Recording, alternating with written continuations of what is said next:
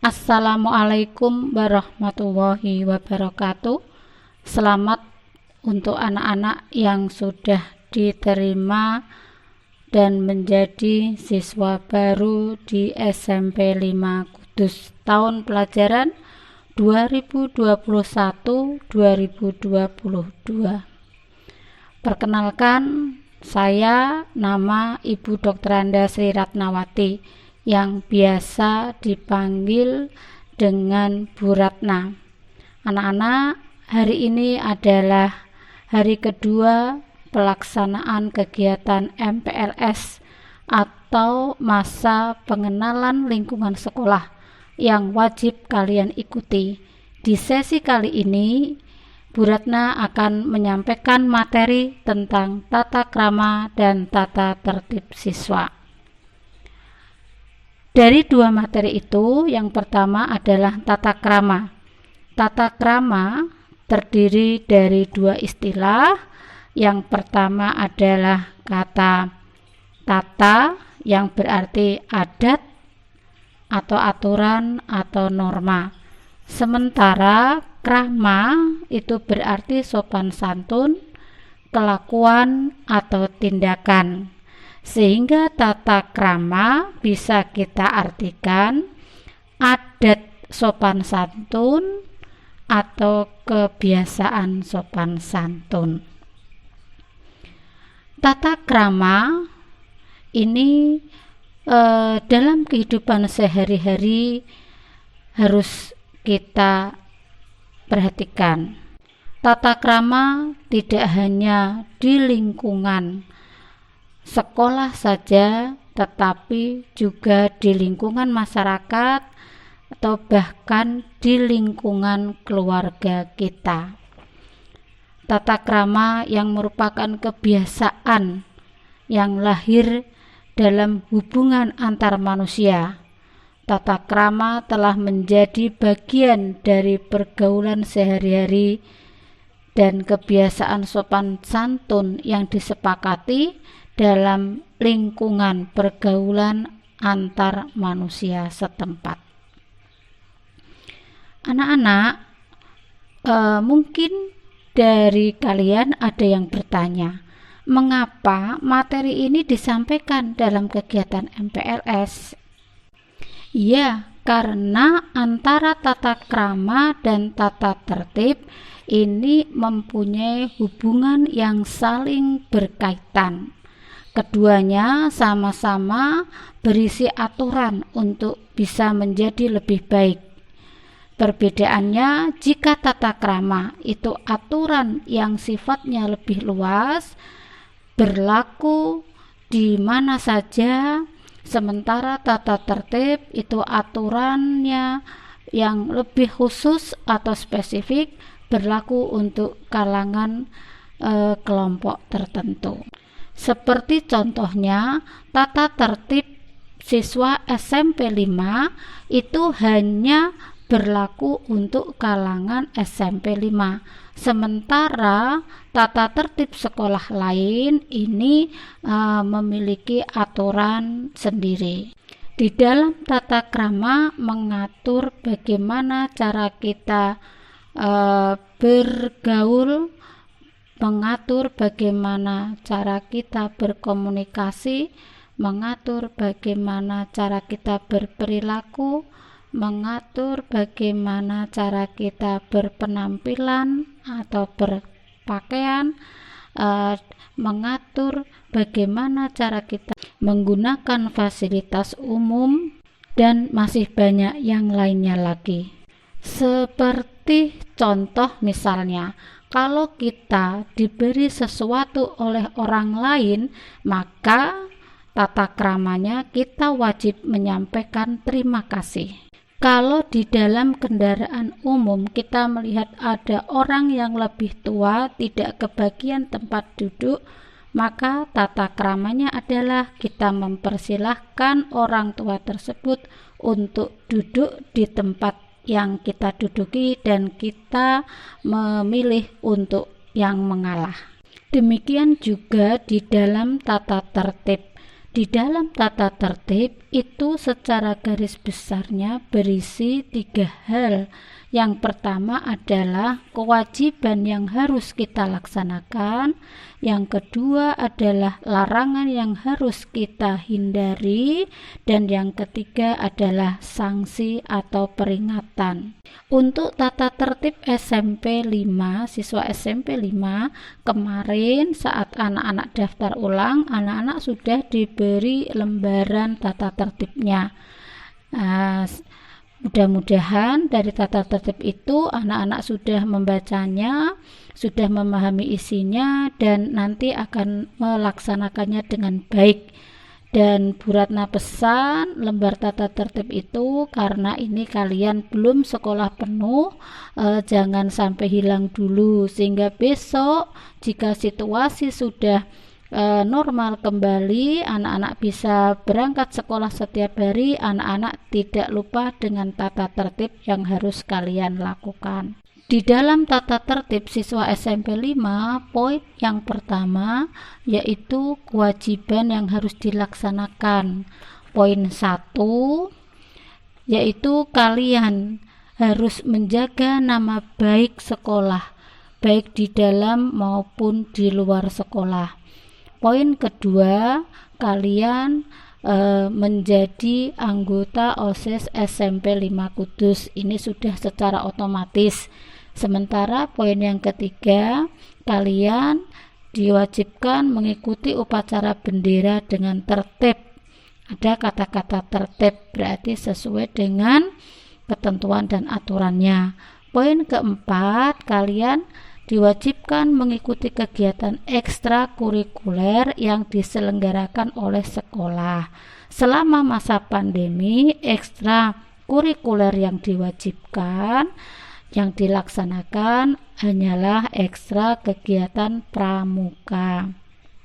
Kemudian poin kelima tentang aturan penggunaan seragam sekolah. Hari Senin sampai dengan Rabu, seragam yang dikenakan adalah seragam OSIS lengkap.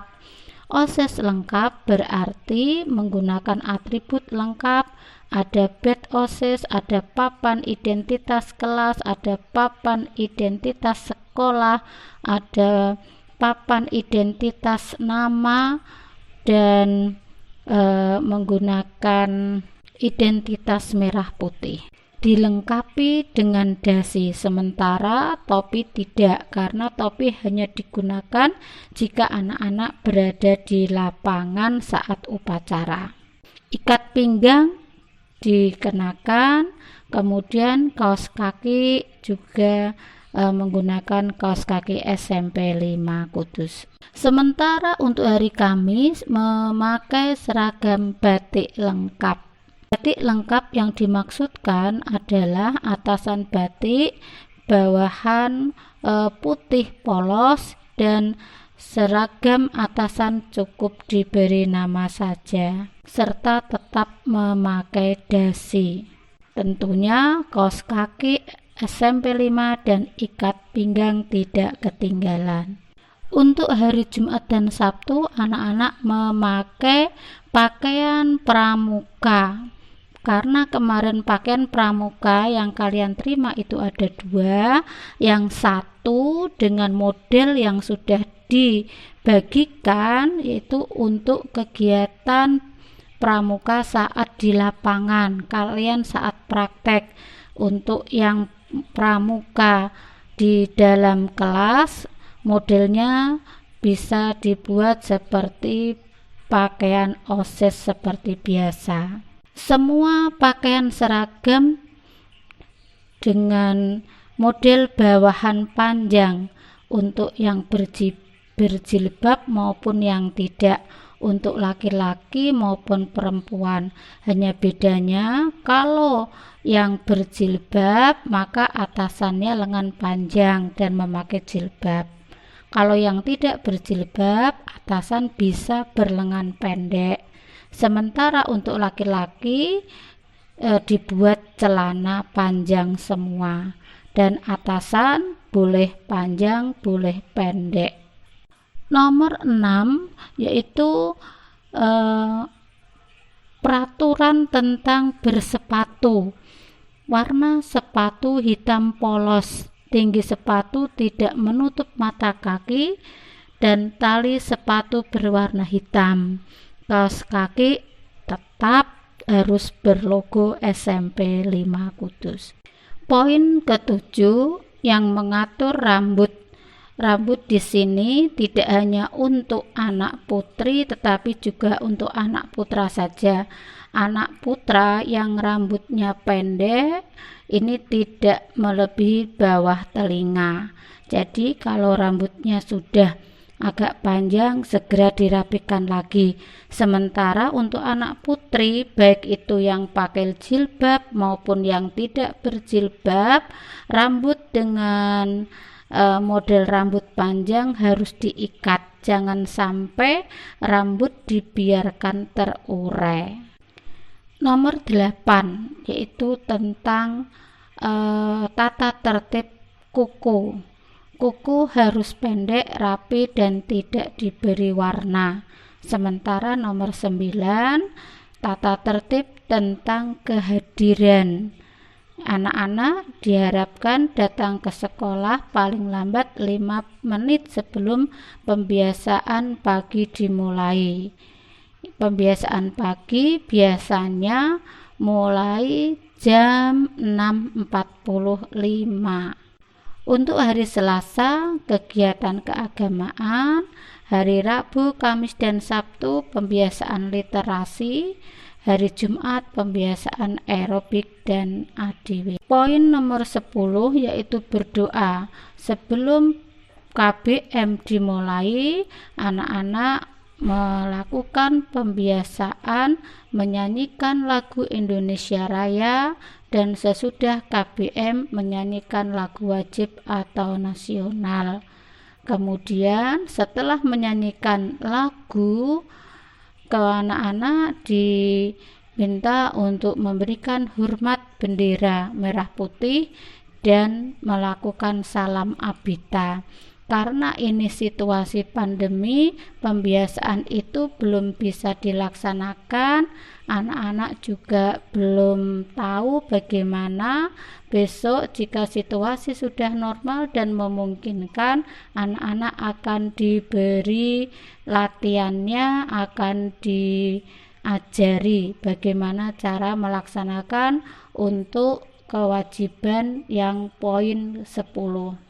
Poin 11, anak-anak wajib lapor pada guru piket atau guru BK jika terlambat datang. Jam masuk itu jam 7. Kalau anak-anak lebih dari jam 7 maka harus lapor ke guru piket. Poin 12, anak-anak bisa meminta tugas kepada guru piket apabila guru pada jam tersebut belum masuk ke dalam kelas. Siapa yang minta tugas bisa diwakili oleh ketua kelasnya atau diwakili oleh petugas yang piket di hari itu. Sementara nomor 13, anak-anak pulang setelah kegiatan belajar mengajar berakhir. Nomor 14, anak-anak minta izin kepada guru mata pelajaran atau guru piket atau guru BK apabila meninggalkan sekolah sebelum saatnya pulang. Nomor 15, anak-anak diwajibkan menyerahkan surat izin dari orang tua atau wali atau dokter apabila tidak masuk sekolah karena sakit. Nomor 16, anak-anak diwajibkan memelihara dan menjaga keamanan, ketertiban, kebersihan, keindahan, kerindangan, dan kekeluargaan di lingkungan SMP 5 Kudus. Yang poin 17, anak-anak wajib mengikuti tata tertib penggunaan HP selama berada di lingkungan sekolah. Bagaimana tata tertib penggunaan HP besok? Kalau situasi sudah normal, anak-anak memungkinkan bisa masuk kembali, nanti akan disosialisasikan. Sekarang yang B, peserta didik dilarang, yaitu yang berisi larangan. Ya, poin pertama, kalian tidak diperbolehkan membawa benda yang tidak ada hubungannya dengan kegiatan belajar. Yang kedua, tidak diperbolehkan membawa atau menyimpan atau mengedarkan, mengonsumsi rokok, miras, obat-obatan terlarang baik di sekolah maupun di luar sekolah. Poin ketiga, dilarang membawa atau menyimpan atau mengedarkan buku atau film dan media lain yang bertentangan dengan tata susila, bertentangan dengan moral, dan bertentangan dengan nilai-nilai budaya. Nomor 4, anak-anak dilarang untuk mewarnai rambut dengan semir warna atau berdandan dengan memakai perhiasan berlebihan, memakai lipstik misalnya, memasang maskara atau berbedak yang sangat mencolok tebalnya. Poin kelima, anak-anak dilarang untuk membuat tato ya, atau menindik telinga atau lidahnya atau hidungnya. Poin ketujuh, anak-anak dilarang mencoret-coret baju seragam, topi, dasi, ikat pinggang dengan gambar-gambar yang mungkin kamu anggap menarik ya, itu yang jelas tidak dibenarkan dan termasuk pelanggaran. Mencoret-coret meja, kursi, toilet, dinding di sekolah ya, dan sarana prasarana sekolah lainnya.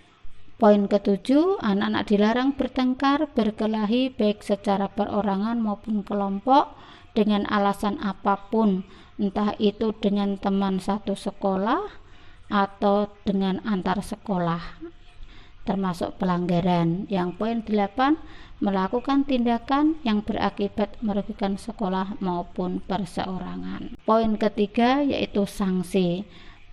Jika peserta didik melanggar ketentuan yang sudah tersebut di atas, maka akan dikenakan sanksi. Pertama, kalian akan diberi teguran lisan. Kedua, kalian akan diberi peringatan tertulis. Yang ketiga, ya pelanggaranmu akan diselesaikan dengan pihak terkait dengan mendatangkan orang tua. Keempat, akan memberikan pemberhentian sementara atau skorsing. Yang terakhir, kalau masih tidak ada perubahan, kalian bisa dikembalikan kepada orang tua. Itu adalah tata tertib dalam situasi atau keadaan yang normal. Berhubung ini masih masa pandemi, berarti tata tertibnya juga disesuaikan. Tata tertib siswa masa pandemi. Di masa pandemi, pembelajaran dilaksanakan dengan 2 cara. Yang pertama dengan cara daring, yang kedua dengan cara luring. Dalam pembelajaran daring atau online, peserta didik wajib yang pertama menjadi anggota grup WA untuk setiap mata pelajaran. Yang kedua, wajib untuk rajin dan aktif mengikuti pembelajaran secara online.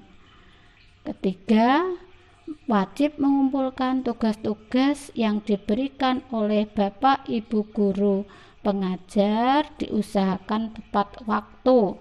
Jika memang tidak bisa tepat waktu, hendaknya bisa memberi informasi kepada Bapak Ibu guru yang mengajar.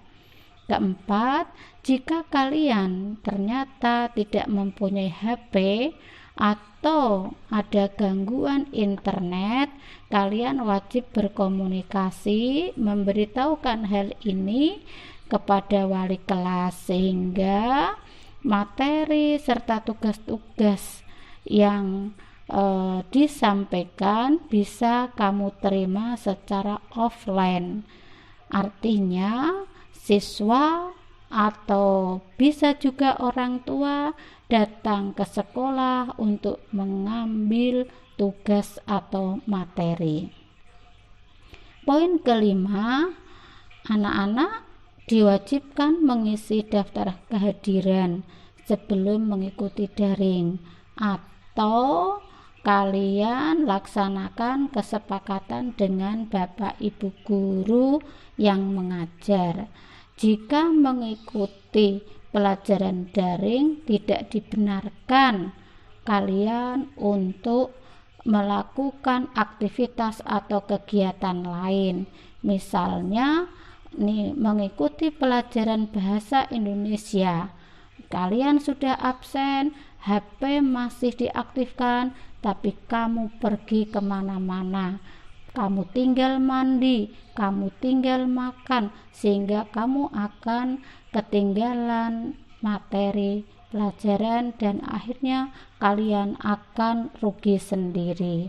Nah, itu tidak dibenarkan. Dan yang terakhir, apabila kalian tidak bisa mengikuti kegiatan belajar daring maupun luring, hendaknya ada pemberitahuan atau izin kepada guru yang mengajar atau kepada wali kelas. Dalam pembelajaran offline atau pembelajaran luring atau tatap muka, tata tertib yang harus kalian laksanakan adalah ketika kalian datang ke sekolah wajib untuk memakai masker. Kemudian kalian tetap berpakaian yang rapi dan sopan. Tidak dibenarkan memakai sandal, tidak dibenarkan memakai sepatu sandal, tidak dibenarkan memakai celana atau baju jeans, tidak dibenarkan jika anak-anak memakai kaos oblong. Ya, jadi ketika kalian datang ke sekolah untuk pembelajaran luring, tetap memakai pakaian. Jika ketentuannya boleh memakai baju bebas, pakailah pakaian bebas yang sopan dan rapi. Jika ketentuannya harus memakai seragam, maka kalian kenakan seragam. Ketika anak-anak sudah sampai di sekolah, jangan lupa cuci tangan sebelum masuk ke ruang. Kemudian kalian mengukur suhu badan. Jika suhu badan kalian di atas 37 derajat Celcius, kalian tidak usah melanjutkan masuk ke ruang kelas. Silahkan kalian menuju ruang UKS. Nanti kalian akan mendapat perhatian dan tindakan sementara. Untuk anak-anak yang sudah masuk di ruang kelas, diharapkan tetap untuk bisa jaga jarak, tidak bergerombol, dan tertib. Poin yang berikutnya, anak-anak, jika kalian masuk dalam pembelajaran luring, kalian dihimbau untuk membawa bekal minuman dan jajan dari rumah, sehingga jelas terjaga kebersihannya, aman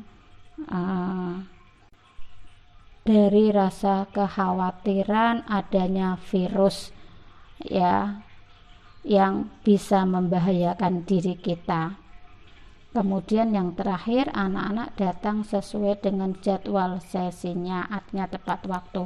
Demikian tadi anak-anak materi yang Bu Ratna sampaikan, mudah-mudahan bisa bermanfaat, dan jika nanti ada yang masih belum memahami bisa menanyakan lewat Japri Bu Ratna boleh, atau Japri di grup ini juga tidak apa-apa.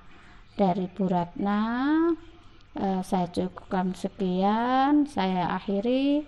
Wassalamualaikum warahmatullahi wabarakatuh.